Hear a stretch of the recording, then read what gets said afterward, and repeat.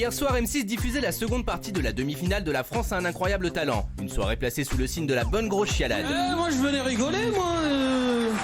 Je venais pas chialer. On se le dit, cette saison devant nos écrans, c'était plutôt les Français ont des incroyables races rares. Chaque candidat avait des histoires toujours plus tristes à nous raconter. Hier soir, c'est la prestation de B-Boy Hafer qui a ému le jury. Mon père nous a quittés en 1995 et j'avais 4 ans seulement. Oh mon Dieu. Le breakdancer handicapé des deux jambes a même obtenu le Golden Buzzer de la part d'Issa Doumbia, l'invité du soir. Des prestations certes impressionnantes, mais souvent considérées comme larmoyantes, comme avec Aurélie et son pigeon mort il y a 2 semaines. J'étais censée vous faire un duo d'équilibre avec un pigeon, un oiseau, depuis 16 ans et il m'a quitté il y a 10 jours. Ou encore Bernard, 92 ans en fauteuil roulant, qui a réalisé un slam très émouvant. Qu'il fasse jour, qu'il fasse nuit, les heures ne comptent plus, la vie est ralentie. Une soirée de divertissement qui nous a donné envie d'aller se coucher. Alors la France a un incroyable talent, faut-il faire pleurer pour gagner ? Je rembourse le programme. Allez chérie, on est avec Eric Antoine, dont je suis un grand fan, il le sait Eric. Merci d'être là mon chéri. Moi aussi je suis fan de toi. Non mais vraiment, tu sais mais moi aussi. Moi, Eric, je veux te parler d'un la truc. rapidité, tu vas vite. Et en même temps t'es salaud, tu détestes tout le monde, mais tu les aimes quand même. C'est vrai, j'adore. Mais c'est ça, c'est fou. C'est ça que j'aime chez toi. Mon chéri, je veux te parler d'un truc là. D'abord, avant toute chose, il y a Lego Master qui arrive sur M6. Ouais. Ce sera le mercredi 23 décembre. Oui, monsieur. Je vous le dis, et je le dis à Eric. Et là, parce qu'Eric m'a dit, à chaque fois tu me dis ça parce que tu me kiffes, donc tu me dis que ça va cartonner. Oui. Lego Master, le concours de Lego, moi, je vous le dis. Vous vous rappelez, ils avaient fait un truc sur les dominos. Mais bien sûr. Ça avait été Domino Day, ça avait été un véritable carton. Je pense que les Legos, tu te rends pas compte du carton que ça va être. J'ai appelé la chaîne pour leur dire je veux animer cette émission à tel point, pour te dire à quel point j'aime. Non mais Eric, ça va être. Nicolas, qu'est-ce que t'en penses de Lego Master? Je pense que ça va être une des plus belles audiences d'M6 de l'année. Moi aussi. Je te le dis. Ah, si c'est Pernikov qui dit. Alors, et moi, je sens Larissa, moi. Non, mais toi, on est amis, c'est pas la même chose. Non, mais je te le pour jure. rebondir sur ce qu'a dit Cyril, le Domino's Day, je sais pas si vous vous souvenez, à l'époque, personne n'y croyait. Bien sûr. Et quand ça a été le carton que ça a été genre. Endemol avait même dit à TF1, si l'émission fait pas 5 millions, je vous rembourse le prix que vous avez acheté. Le producteur avait dit ça. C'est vrai. Et ça lui en a coûté 7 Ça millions. ne protège rien du tout. Si. Mais non, mais parce que toi, tu fais 2 mètres. C'est normal. Tu vas voir, demain, on invite Passepartout, il sera très bien. À l'époque de TF1, on me l'avait proposé Domino Day et moi j'avais dit non mais vous plaisantez, les gens vont rester 2 heures à regarder des dominos de tomber, je refuse. Et moi je suis Flavie fan. qui l'avait fait. Et Flavie et Denis Brognard. Avec les 7 millions. Ça avait cartonné. Moi j'ai du pif quand je suis. Elle n'avait pas pris les 7 millions d'euros à l'époque encore de Castaldi. Tourné en Hollande, en gare à vache quand même. Mais moi je te le dis donc ça. T'es numéro 1 sur TF1, mais sur C8, t'es numéro combien? Numéro 2. Ouais. Pas mal. Pour moi, il est numéro 1. Pour moi, il est numéro 1. Si, Ouais, pour moi, t'es numéro 1. Si, je te le dis. Voilà. Et les chéris, ce sera le 23 décembre à 21h. Lego Master. Je te dis. Allez, 3-4 millions. Non, 4. Plus de 4. C'est le 23 décembre en plus. 4 millions et demi. 4 millions et demi, Nicolas Pernikov, on verra ça. Eric, tu vas faire une sorte de tournée digitale aussi exceptionnelle. Le concept est génial. Du samedi 12 au 27 décembre, à 16h ou 20h, tu t'invites chez les gens avec 19 représentations exceptionnelles en ligne. Ça, c'est très fort. Alors, ce sera accessible sur Zoom. Exactement. J'adore. Toutes les infos sur mon site internet. C'est un show que j'ai écrit pour le digital, pour nous rapprocher. Par exemple, les grands-parents ne peuvent pas être avec les petits-enfants. Ben, je vais faire un tour de magie pour que les petits-enfants devinent la carte à laquelle les grands-parents pensent. Ou alors, on va tous penser, on va avoir des transmissions télépathiques, les 1000, on va penser la même chose au même moment. Peut-être à la pension nous, tu sais, ici, tous les garçons pensent à la même chose au même moment, hein, Delphine Bézère. C'est pas très dur, hein, je vais te dire. Ici, tu vas dans les cerveaux de tous les mecs, c'est Delphine Vespizer. On l'adore. Elle est habillée en rouge, on ne voit qu'elle. C'est vrai qu'on ne voit qu'elle, et on est content de la voir. Et Isabelle aussi est habillée en rouge, et Dieu sait qu'elle est dans ma tête, dans mon cœur et dans mon slip. Les chéris, incroyable talent. C'était gênant, non? Cette saison était bien sûr marquée par quelques problèmes, incroyable talent lié au coronavirus. Les enregistrements ont été parfois repoussés. Et visiblement, un demi-finaliste jugé positif au Covid n'a pas pu être présent. Absolument. Pour défendre. Vous avez enregistré quand, incroyable talent? Normalement, on devait enregistrer fin août. J'ai eu le Covid, on a repoussé déjà 3 semaines. Ensuite, on a enregistré toutes les émissions, dont la finale, qui normalement est toujours en direct. Ah, d'accord. Et donc, les téléspectateurs vont quand même voter pendant l'émission, parce que nous, on ne sait pas qui va gagner. On aura le résultat en fonction des votes des téléspectateurs qu'on annoncera sur le plateau du... C'est Eh ouais. J'adore, bébé. Donc, on s'est adapté, si tu veux. Alors, c'est vrai que hier, regardez, il n'a pas pu être là, un des candidats, mais on va même pas voir l'extrait puisqu'il nous l'a dit. Hier soir, les internautes ont jugé l'émission trop larmoyante. Mais bon, alors qu'est-ce que t'en penses? Écoute, j'ai pas vu l'émission d'hier, mais en fait, non, moi je regarde pas. Une fois que j'ai fait l'émission, je regarde pas l'émission. J'ai une vie en dehors de la télévision. Et donc, c'est parce que moi, quand je fais l'émission, je fais des grandes projections. Hein. Ouais, toi, tu fais avec les gens, j'invite plein de gens à la maison. Venez, on va me regarder. T'imagines ou pas le ouf? Les gars, qui vient me regarder ce soir? Une soirée chez Cyril.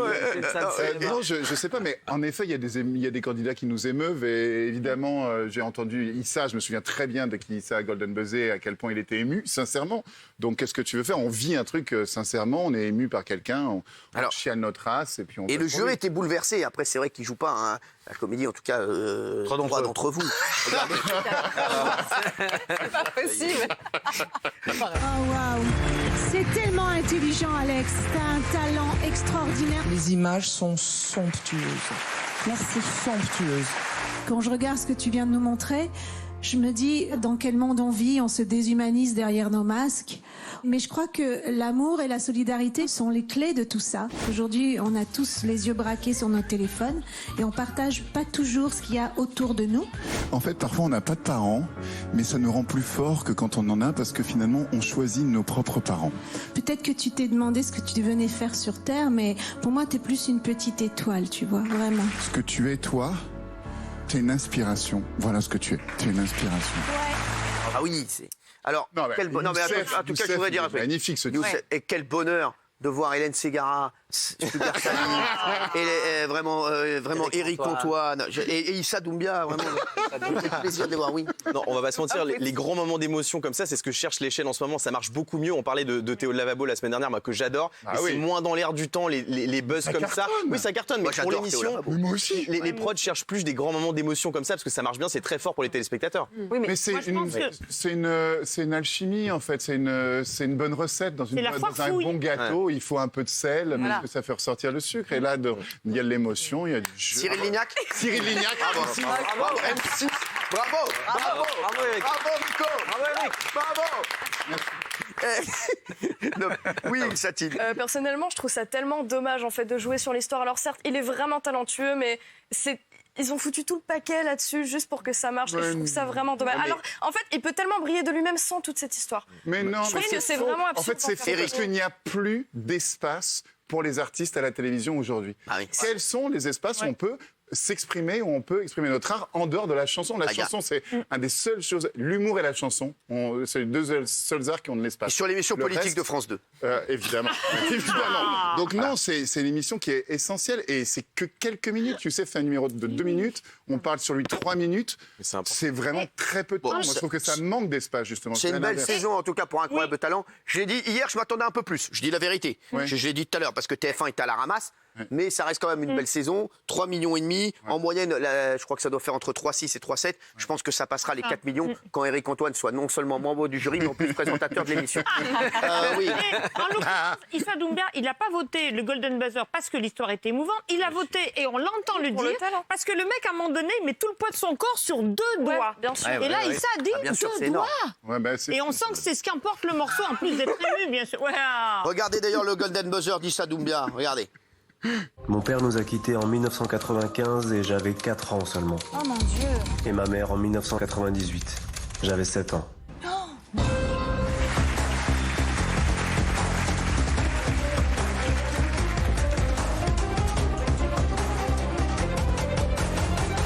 J'espère que vous serez fiers de l'homme que je suis devenu. Le tableau, il est fou. Le message, savoir tout ça sur toi et avoir une énergie folle comme ça et un talent monstre comme tu es, mec, je suis désolé.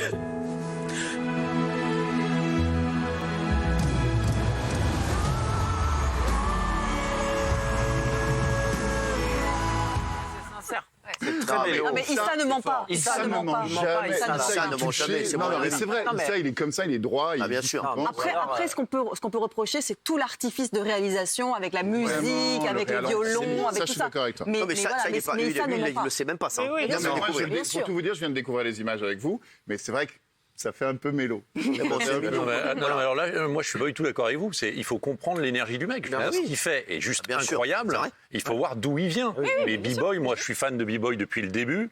Je pense que justement de comprendre tout ce qu'il a traversé pour en arriver là, et puis vous le savez bien avec TPMP ouvert à tous, je veux dire, il n'y a pas de place pour le handicap en France, c'est récent, avec vous, et c'est donc très là, bien. c'est juste moi je dis super bravo, d'avoir fait ça, et je dis bravo du début à la fin. Ça pour ça, je suis d'accord. À un moment, on s'est engueulé avec Marianne, on a dit, Marianne disait, on aussi des numéros à message. Elle en peut plus des numéros à message. Oui, mais sauf qu'aujourd'hui, il y a encore une homophobie hallucinante, il y a une violence hallucinante, il y a un racisme hallucinant. Donc à un moment, on est bien obligé de le dire. Je trouve que c'est bien que ce soit fait dans cette émission aussi. Je suis d'accord. Eric, t'es heureux sur M6 ? Très. C'est vrai ? Ouais, vraiment. Tu veux m'engager ? Non, tu regrettes pas ne pas avoir été sur France Télévisions ? Non. Je sais qu'il te voulait absolument. Non. Et te rends compte, en plus, il voulait que tu animes Boyarland. Heureusement que tu n'es pas allé. Hein. Ah oui, ça. Ah bah Boyarland, franchement, tu serais resté là-bas, hein, frère. Non, mais il y a parce que Olivier Mine, on l'adore. Olivier Mine, il a plein d'autres trucs. Donc voilà, donc Olivier, voilà, il cartonne. Non, mais c'est vrai qu'il a. Mais Fort Boyard, ça reste génial. Ça reste génial. Mais il voulait que tu fasses Boyarland. L'émission dans le noir. On t'aurait très peu vu.